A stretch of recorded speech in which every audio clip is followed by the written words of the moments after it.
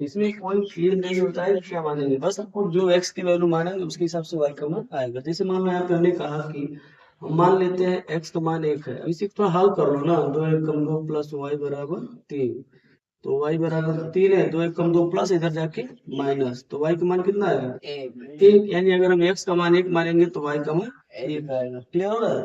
उसी तरह से अब मान लो हम सोच रहे हैं कि अब क्या मान रखें, x का चाहे y का, y का भी कुछ मान रख सकते, तो कोई जरूरी नहीं है कि केवल बार बार x का ही रखेंगे।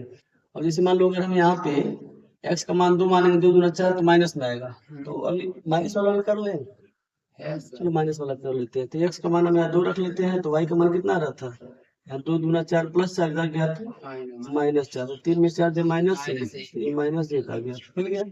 अब इसको क्या करेंगे, अब इसको ग्राफ बना लेना है।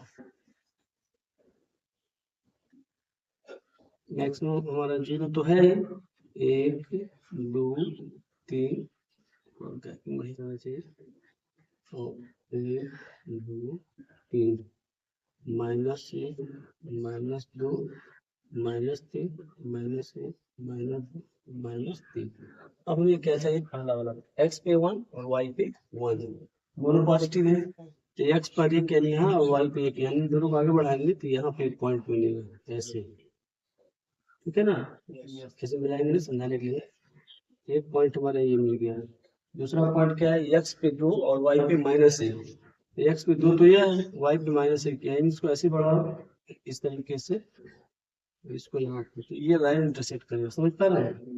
2 पॉइंट्स मिल गए, अब इन दोनों पॉइंट्स को क्या करना है, मिला देना है।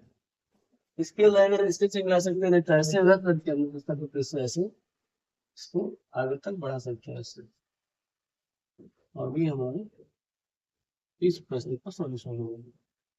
तो और कोई नंबर मानेंगे तो मिलाएंगे, ऐसे ही लाइन कटेगी, इसी फॉर्म में याद रहेगा।